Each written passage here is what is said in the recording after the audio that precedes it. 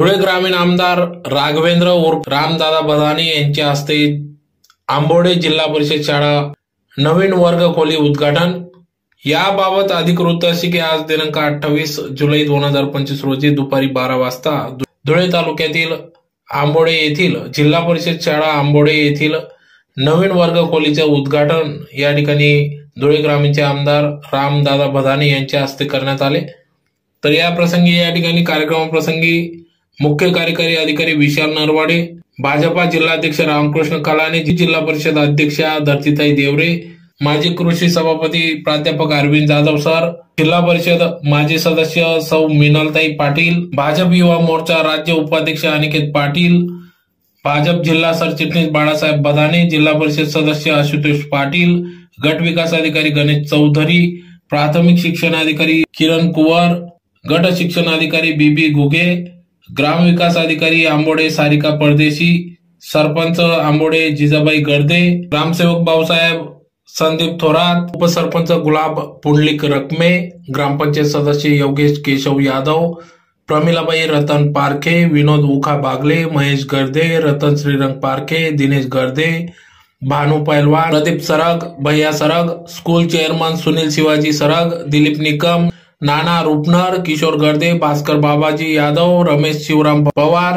राजू दादा यादव, प्रमित भाऊ शिंदे, कल्पेश हरी खरात, रमेश खरात, भुरा ढेकळे, युवराज खताळ, नाना सरग, संतोष भाऊ खताळ, रमेश खरात, युवराज खताळ, नाना सरग, पिंटू दरेकर, सकाराम थोरात, लक्ष्मण शिंदे, अशोक पहलवान, प्रवीण बबन यादव, शशिकांत गर्दे, भरत गर्दे, राजेंद्र दगडू पाटील, बाडू कदम, बबन कदम, भैया कदम, भुरा कदम, बापू जालटे, ज्ञानेश्वर बागले, श्यामकांत थोरात, विशाल नाईक, पांडू नाईक, विनोद चितळकर तसेच जिल्हा परिषद शाळेचे मुख्याध्यापक, उपशिक्षक, शिक्षक, शिक्षकेतर कर्मचारी यांच्या प्रमुख उपस्थितीत, ग्रामस्थांच्या उपस्थितीत या ठिकाणी या जिल्हा परिषद आंबोडे नवीन वर्ग खोलीचं उद्घाटन या ठिकाणी करण्यात आले। तर या प्रसंगी या ठिकाणी येत्या काळात येथील तरुणांना, विद्यार्थ्यांना, अभ्यासिका वर्ग येथील यूपीएससी एमपीएससी परीक्षा उत्तीर्ण होण्यासाठी अभ्यासिका, विद्यार्थिनींसाठी व विद्यार्थ्यांसाठी दोन्ही अभ्यासिका,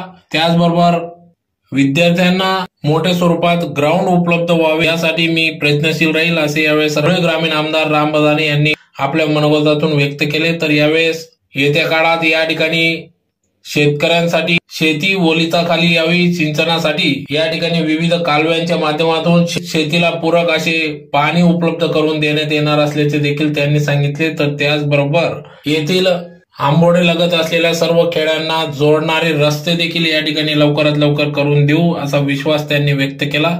तर त्याचबरोबर आंबोडे व पंचक्रोशीतील सर्व गावांना या ठिकाणी लवकरात लवकर आमदार निधी व विविध विकास निधी आणून येथील संपूर्ण धुळे तालुक्याचा विकास करू असा विश्वास त्यांनी व्यक्त केला। तर या प्रसंगी या ठिकाणी शेतकऱ्यांसाठी विविध योजनांसंदर्भात धुळे ग्रामचे आमदार राम बदाने यांनी अधिवेशनात विविध मुद्दे उपस्थित केल्याने त्यांचं या ठिकाणी शेतकरी वर्गाकडून आभार व्यक्त करण्यात आले। तर या प्रसंगी मोठ्या संख्येने ग्रामस्थ देखील उपस्थित होते। माजी कृषी सभापती अरविंद जाधव सर, आपले पंचायत समितीचे व्हिडिओ साहेब, गट शिक्षण अधिकारी, गावातले सरपंच आणि उपस्थित असलेले सर्वच मान्यवर आणि गावातले आलेले सगळे मंडळी आणि खास करून ज्यांच्यासाठी आपण या कार्यक्रमाचं आयोजन केलं आहे तसे सगळे विद्यार्थीगण, शाळेचे सगळे शिक्षक, कर्मचारी, आज या ठिकाणी आपण हे 2 वर्गखोलीच्या उद्घाटनासाठी एकत्र आलो आहे। खरं बघायला की खूप शुभ दिवस आहे। आज श्रावणचा पहिला सोमवार तुम्ही शुभ दिवसात चूज केला आहे, सिलेक्ट केला आहे। तर नक्कीच तुमची जे काही समस्या आहे दादा आम्ही आता ऐकली आणि नक्कीच रामदादा आणि आम्ही सगळेजण काही समस्या या तुमचं जे काही प्रॉब्लेम आहे ते सॉल्व्ह करण्याचा 100% प्रयत्न करू। कारण की मला माहिती आहे की जिल्हा परिषद शाळा हे गावातल्या विकासासाठी, समाजाच्या विकासासाठी खूप महत्त्वाचं आहे। जसं शिक्षक आणि शाळा हे दोघं गावासाठी खूप महत्त्वाचे आहे। आधी आपण बघत होतो तर गावात शाळा नव्हती, मुलांना गाव सोडून बाहेर शिकायला जावं लागायचं, पण आता वेळ बदलला आहे। प्रत्येक गावात शाळा आहे, चांगली वर्गखोली आहे आणि शिक्षक सुद्धा आपल्याकडे उपलब्ध आहे, जेणेकरून मुलांना चांगलं शिक्षण भेटते आहे। आम्ही जिल्हा परिषद मध्ये सोबत काम करत असताना शिक्षण विभागाच्या माध्यमातून आम्ही तालुक्यासाठी 25 पेक्षा जास्त वर्गखोली मंजूर करून दिली आणि जे प्रस्तावित होते 21 वर्गखोली तेही आम्ही निधी मंजूर करून दिला आहे। आणि जसं शिक्षण महत्त्वाचं आहे, आरोग्य सुद्धा तेवढंच महत्त्वाचं आहे। आणि तेव्हा गट शिक्षण अधिकारी गुर्गी साहेब होते तेव्हा आपण तालुक्यात 21 पेक्षा जास्त आपण शौचालय बांधून दिले आहे आणि आजच्या तारीखमध्ये ते चालू आहे। आणि आपण जे काही पाण्याचे प्रश्न असेल ते आम्ही नक्की सोडवायचा प्रयत्न करू आणि वॉल कंपाऊंडचा पण जो काही प्रश्न असेल तेही आम्ही नक्की सोडू। नक्की आम्ही ते प्रश्न सोडवायचा प्रयत्न करू। आणि आज या ठिकाणी आम्हाला तुम्ही बोलवले त्याबद्दल आमचे तुमच्याकडून सर्वांचे मनापासून धन्यवाद करते। त्यांनी सांगतो मी दोन्ही तिन्ही गटात त्या दिवशी प्रमुख पदाधिकाऱ्यांना मी बोलून सांगितलं की आपलं कर्तव्य आहे की आपल्या विधानसभेचे तरुण तडफदार आमदार ज्यांनी अत्यंत बारकाईने अत्यंत अभ्यासपूर्ण अशा पद्धतीनं महाराष्ट्राच्या, कारण मी जेव्हा तुमच्या सभा घ्यायचो तेव्हा माझ्या भाषणात काय बोलायचो, मला विधानसभेमध्ये दत्तूअण्णाचा नातू दिसला पाहिजे आणि त्या दिवशी दिसला। तो आनंद मला त्या ठिकाणी झाला। आपण अध्यक्षाला देखील आढळून सांगत होतात, अध्यक्ष महोदय माझ्या मतदारसंघातला 40 वर्षाचा प्रलंबित प्रश्न आहे, मला बोलू द्या। हा अभिमान आम्हाला त्या अर्थाने, आणि मग अध्यक्ष थांबला, तुम्हाला बोलू दिलं पण काय डगमगली नाही। आणि आता तर सुसज्ज इमारत आम्हाला मिळते आणि याही पुढे अजून चांगल्या भौतिक सुविधा मिळणार आहे। तर आमची टीम निश्चितच जोमाने काम करेल असं मी तुम्हाला ग्वाही देते। धन्यवाद साहेब। सर जाधव सर फक्त राजकारणी आहे, पण खऱ्या अर्थाने त्यांच्यातल्या शिक्षक आम्हाला आता बघायला मिळायला। खरंच मी कौतुक करू इच्छितो सरांचं की त्यांनी त्यांच्यातलं राजकारण सोडून आणि शिक्षक पण ते आहेत हे सर्वांना दाखवून दिलं। आणि हे माननीय आमदारांनी सरांनी सांगितलं की जी लक्षवेधी त्यांनी मांडलेली आहे ते आपल्या मुक्ती परिसर तसेच पागणं मोवाडी असे 3-4 जिल्हा परिषद गटांचा त्याच्यामध्ये समावेश होणार आहे। त्या जर आपल्याला भविष्यात ते पाणी मिळालं तर खरंच आपला बाग सुजलाम सुफला होणार आहे। म्हणून मी सरांचं बी कौतुक करू इच्छितो आणि माननीय आमदारांचं बी कौतुक करू इच्छितो की त्यांनी आमच्या भागासाठी जी लक्षवेधी मांडली आणि पुढील भविष्यात ते खरोखर काम रेटतील असं मी त्यांना, आणि तसेच आमच्या भागातील जे गटातील लोक आहेत ते पण तुम्हाला साथ देतील दादा, आणि पुढील मनोगत आपण व्यक्त करायचं। आंबोडे गावामध्ये अतिशय शुभमंगल प्रसंगी आज श्रावण मासाच्या निमित्ताचा पहिला सोमवार, हिंदू धर्मातील सर्वात पवित्र सण म्हणून आपण सर्वजणी ज्याला मानतो तर श्रावण महिन्यातला पहिला सोमवार आज आहे। आणि आपल्या गावातल्या हरिभक्त पारायण सर्व वारकरी संप्रदायाच्या लोकांनी आज इथं अखंड हरिनाम सप्ताहाचा कार्यक्रम केला व त्याची सांगता आज इथं झाली व त्या कार्यक्रमाला देखील आपण इथं भेट दिली।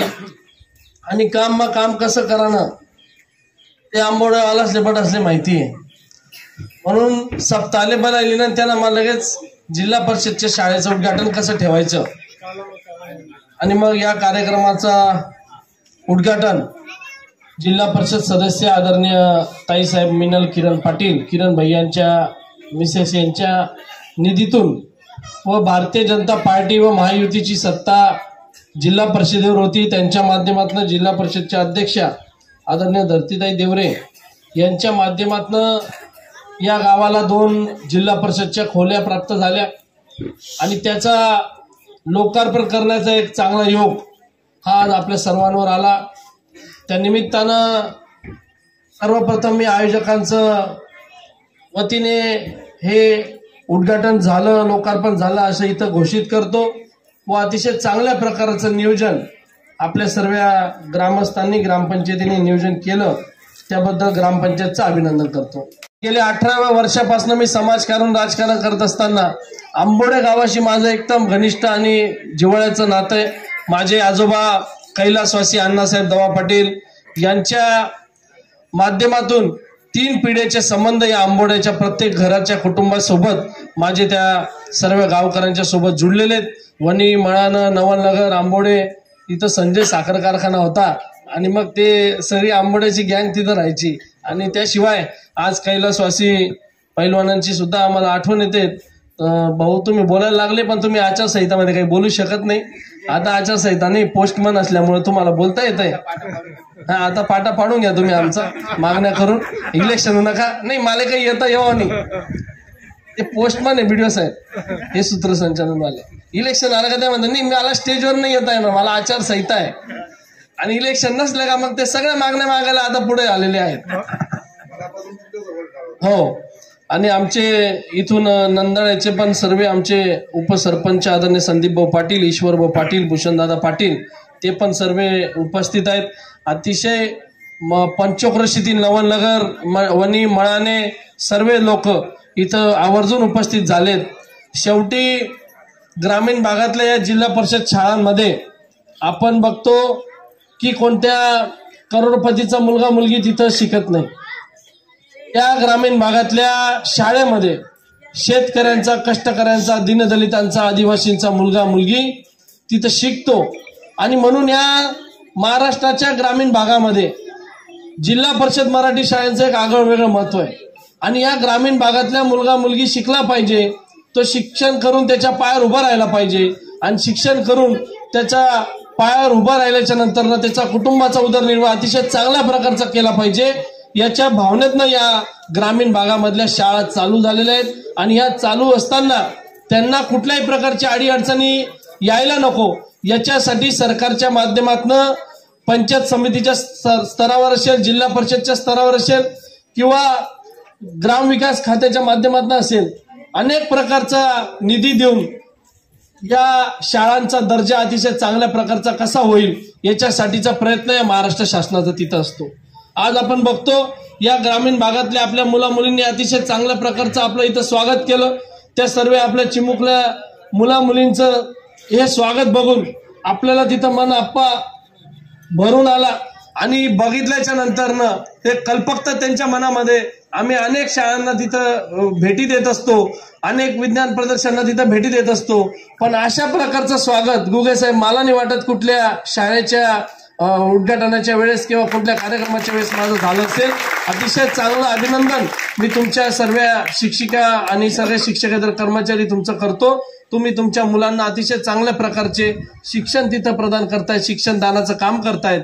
आत्ताच आपल्या मधले आप्पासाहेब अरविंदजी जाधव यांच्यातला शिक्षक आपल्याला बघायला मिळाला.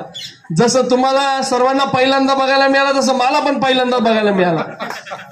आणि मग ती लाकूड तोडायची गोष्ट तुम्ही जेव्हा सांगत होतात तेव्हा खऱ्या अर्थाने त्यांच्या मनामधला जो खरा विद्यार्थी आहे, विद्यार्थिनी आहे, ती आपल्याला बघायला मिळत होतं.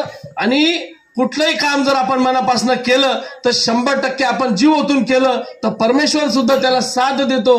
आणि तुम्ही पण तुमचं शिक्षण दानाचं काम केलं, इतकं प्रामाणिकपणाने केलं की आम्ही जेव्हा तालुक्यामध्ये जेव्हा फिरतो तर सरांचे विद्यार्थी मला सांगतात की सर ना विद्यार्थी मी असं आहे का, आता मला नंबर लिहायला पडते ना, सरांचा विद्यार्थी म्हण मला कॉन्टॅक्ट मध्ये म्हटलं फक्त सरनाच कॉन्टॅक्ट मग आपल्याला सुद्धा त्यांच्या संपर्कात तिथं राहता येतं. आणि म्हणून कुठलंही काम करताना समाज जीवनामध्ये आपण जर हे काम मनापासून केलं तर 100% परमेश्वर त्याची साथ आपल्याला देतो. आज एवढ्या मोठ्या प्रमाणामध्ये या गावांना इतक्या वर्षापासनं आपण बघतो कनेर नदीचं इथं लागून कनेर नदी जाते आंबोड्यावरनं, पण विकासाच्या दृष्टिकोनातनं अनेक अडचणी आपल्याला यांनी आपल्याला सांगितलं की या अडचणी आपल्याला या गावाला आहे. हे गाव तसं सगळं पैलवानांचं गाव आहे. इथं बोलताना बीडीओ साहेब फार सामावून बोलावं लागतं आणि येताना पण फार सामावून यावं लागतं, मग तुम्ही ते समजून घ्या. पण या गावाच्या अडचणी जर बघितल्या तर मागच्या कार्यकाळामध्ये एवढे तरुण मुलं एवढ्या मोठ्या प्रमाणामध्ये या गावामध्ये आहे, पण हे सगळे तरुण मुलांची फौज ही चांगल्या मार्गाला मी म्हणतो काम करते. सगळे मुलं आपण बघणार तर आता हा रस्ता आपण मागच्या कार्यकाळामध्ये बाबासाहेब सुभाष भामरे यांच्या माध्यमातून मंजूर करून घेतला. नवलनगर ते आजग हा रस्ता झाला. या गावाला यायला आम्हाला इतका त्रास व्हायचा. इथे अतिशय चांगलं पर्यटन स्थळ होतं. लहानपणी आम्ही यायचो, गणपतीच्या मंदिराला यायचो त्यानंतर मध्यंतरी काळामध्ये केले काका वारले, केले काका काकू इथं त्या एकविराच्या देवीच्या मंदिराला यायचे, त्या भंडाऱ्याला आम्हाला तिथं बोलवायचे. अतिशय चांगलं स्थळ या आंबोडे गावामध्ये आहे. पण या आंबोडे गावाला चांगला रस्ता नव्हता. मागच्या कार्यकाळामध्ये आपण हा रस्ता केला. बारीला असा वेळा मारून जावं लागायचं नवलनगरला जायचं असतं, बरोबर आहे ना. आणि मग तो वेळा मारून जावं लागायचं. मला आठवतं मी 18 वर्षापासून करता, आता माझं 31-32 वय, म्हणजे मग मला माहिती आंबोडा इतिहास सगळा माहिती.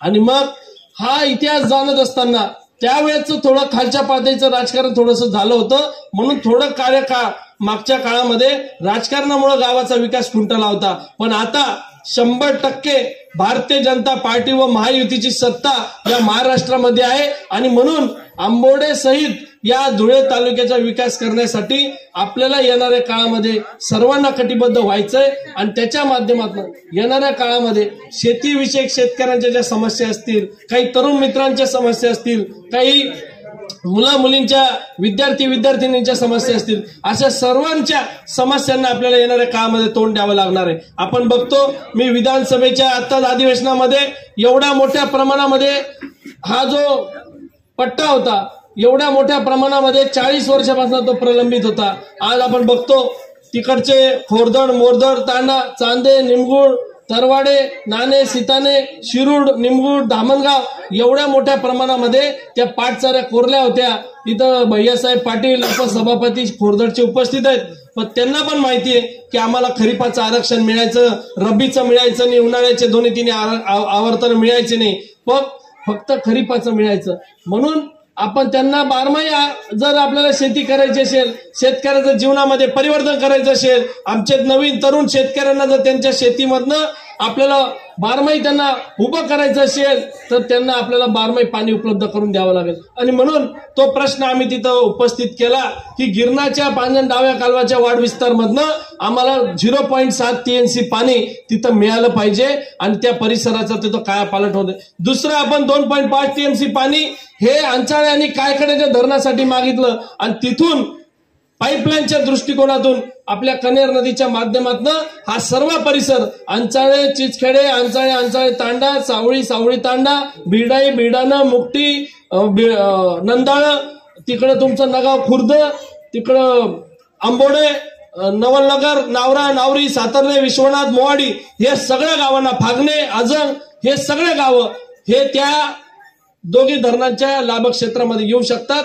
ज्या धरणांना अक्कलपाड्याच्या पण लाभक क्षेत्रात नाही, दुसऱ्या सुलवाडे, जांपा, कणोलीच्या पण लाभक क्षेत्रात नाही. इतके वर्षे आपण त्याच्यासाठी वंचित होतात. पण आता आपल्याला सक्षम आणि भक्कम मुख्यमंत्री भेटल्यामुळे आपण या तालुक्याच्या साठी काय काय कायापालट करते याच्यासाठीचा प्रयत्न शेतकऱ्याच्या जीवनाच्या परिवर्तनासाठी केला पाहिजे या प्रामाणिक भावनेतनं. कारण की मला या तालुक्यातल्या लोकांनी फार भरभरून मतदान तिथं दिलं. अनेक गावांना मी जायचो, सर्व तरुण मित्र मला खांद्यावर तिथं भैयासाहेब उचलायचे आणि एकही गाव असं नाही की जिथं माझा पाय त्यांनी खाली बसू दिला. खांद्यावरच एंट्री झाल्यापासून तर सभेचे एक्झिट व्हायचो खांद्यावरच बसवून ठेवलं. मग त्यांनी जर मला खांद्यावर बसवलं, मग जो माझा तरुण मित्र रात्रंदिवस भरतीची प्रॅक्टिस करायसाठी, पोलीस भरतीची असेल, आर्मी फोर्सची असेल किंवा कुठल्याही प्रकारचा तहसीलदार, पोलीस पाटील, ग्रामसेवक कुठल्याही प्रकारच्या स्पर्धा परीक्षेचा अभ्यास करायला आता इथं लायब्ररी आहे. ते व्यायामशाळेमध्ये लायब्ररी तिथं चालवत आहेत. पण या ग्रामीण भागातल्या पोरांना धुळ्यामध्ये जर तिथं जावं लागलं तर 1000 रुपये त्यांना लायब्ररीचं भाडं लागतं. त्याच्यानंतर 1000 रुपये त्यांना मेसचा डब्बा लागतो आणि 2000 रुपये खोलीचं भाडं तिथं लागतं. एका पोराला 4 ते 5 हजार रुपये खर्च धुळ्यामध्ये राहिल्याच्या नंतर लागतो. मग मी या ग्रामीण भागातल्या सगळ्या पोरांसाठी, ग्रामीण भागामध्ये ग्राउंड पण तिथं असलं पाहिजे. रस्त्याने तिथे पळतात, कुठं ऍक्सिडेंट होऊ शकतो, कुठं काय होऊ शकतं. त्याच्यामुळं ग्रामीण भागातल्या मुलांना तिथं ग्राउंड असलं पाहिजे, तिथं लायब्ररी असली पाहिजे, मुलांची मुलींची वेगवेगळी असली पाहिजे. अशा प्रकारची व्यवस्था माझ्या माध्यमातून या 5 वर्षामध्ये संतोष भाऊ करणार. म्हणजे ग्रामीण भागातले मुलं ज्यांना सर्व लोक आपण खुश करू शकत नाही, पण आपल्याला तोडका मोडका जो काही निधी मिळतो त्या निधीमधनं आपण 100% तरुण मित्रांचं तरी काम करू. या व्यासपीठाच्या माध्यमातून तुम्हाला ते सांगतो. आर्मीमध्ये आहेत, पोलीस मध्ये आहेत आणि ग्रामसेवक पण एक बसलेले आहेत. अजून बाकीना ग्रामसेवक काही माहित नाही, एकच हे वाटतं PSI आहेत आणि मग पोलीस खात्यामध्ये सुद्धा आहेत. पण हे ग्रामीण भागातल्या मुलांना शेवटी एखादा शेतकऱ्याला एका कुटुंबामध्ये शेतकऱ्याच्या कुटुंबामध्ये जर 4 मुलं जन्मास आली तर 2 लोक शेती करतात, 2 लोक नोकरीसाठी बाहेर तिथं जातात. बाहेर जात असताना त्यांना स्पर्धा परीक्षा करावी लागते. तिथं त्याला जोडधंदा म्हणून आपल्या कुटुंबाला उदरनिर्वाह करताना मदत म्हणून तिथं त्यांना स्पर्धा परीक्षेचा अभ्यास करावा लागतो. आणि त्याच्यानंतर मोठ्या प्रमाणामध्ये पशुधन सुद्धा इथं आहे. संतोष भाऊ, मी 7 वर्षापासून ढोरांचं लसीकरणाचं शिबिर घेतो. पहिल्यांदा माझ्यावर टिंगलटवाळी झाली की आई फक्त इलेक्शन पुरता लयले. 7 वर्ष पण चालू आहे का नाही लस कितीही खळ्यामळ्यामध्ये कितीही दूर असेल तर माझे डॉक्टर तिथं मोफत उपलब्ध करतो. बीडीओ साहेब, माझ्या अण्णासाहेब दवा पाटील प्रतिष्ठानच्या माध्यमातून ते शिबिर राबवतो आणि एक गावामध्ये ते शिबिर 4 ते 5 तास चालतं. लोकांना माहिती आहे की गुरुपौर्णिमेपासून सुरुवात होते तर वसुबारसपर्यंत ते शिबिर चालतं. बरोबर दवंडी येते, राम बदानाने शिबिर घेवो आणि ते बरोबर ते डॉक्टरांना घेऊन जातात. जो शेतकऱ्यांना 2 पैसे कमवण्याचा धंदा आहे. जर एखाद्या वर्षी शेती तोट्यामध्ये गेली तर त्या पशुधनाच्या याच्यापासून दुधापासून त्यांना ते घर उदरनिर्वाह करायला मदत होते. आणि मग जेवढ्या गायी असतील, म्हशी असतील, शेळ्या, मेंढ्या, बकऱ्या असतील त्या सर्व अनलिमिटेड टोचण्याचं काम, लसीकरण करण्याचं काम हे माझ्या माध्यमातून तिथं चालतं. आणि येणाऱ्या काळामध्ये आता आम्ही मागच्या काळात पंप वाटले होते ना, आता येणाऱ्या काळामध्ये पंप वाटणारे, प्रेशर वाटणारे, थोडेफार प्रमाणामध्ये लॉटरी काढून ट्रॅक्टर बिक्टर वाटणारे. मग बडा ज्यांनी देता नाही तर तुम्ही मला सांगशाल बडा गावले ट्रॅक्टर द्या. पण एक जे माझ्याकडनं होता येईल, आपण 32व्या वर्षी जर इथं माझ्या मायबाप तालुक्यातल्या जनतेने मला इथं पोहोचवलंय तर माझ्या तालुक्यातल्या जनतेसाठी जे चांगलं करता येईल, जे करता येईल ते चांगलं करण्याचं काम करेल. जेणेकरून माझ्या आजोबांचं नाव 3 पिढ्या या तालुक्यामध्ये लोकांच्या मनावर कोरलं गेलं. तसं राम बदाने असं म्हणणार नाही उद्या काय होईल नाही होईल, पण राम बदाने सुद्धा 5 वर्ष खूप मोठा काळ आहे आणि येणाऱ्या पुढच्या काळात तो तुमच्या हातात आहे. पण असं काम 5 वर्षामध्ये करायचं की आयुष्यभर लोकांच्या मनामध्ये नाव कोरलं गेलं पाहिजे. असं सुवर्ण अक्षरामधलं काम हे विकासाच्या माध्यमातून आपल्या लोकांचं करायचंय. या निमित्तानं मी तुम्हाला आश्वासित करतो. मला या कार्यक्रमाला या जिल्हा परिषदच्या खोलीच्या उद्घाटनाच्या प्रसंगी आपण इथं बोलवलं.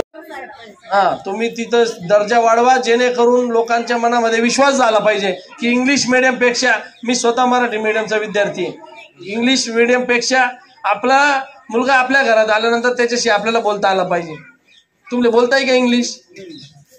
आणि म्हणून जितके पण तुम्ही चांगल्या ठिकाणी जे मुलं मुली बघणार ते सगळे मराठी मीडियम मधनं गेलेले मुलं मुली. आणि म्हणून माझा आग्रह आहे की जे रट्टे खट्टे पडतात ते सगळेजण पुढेच जातात.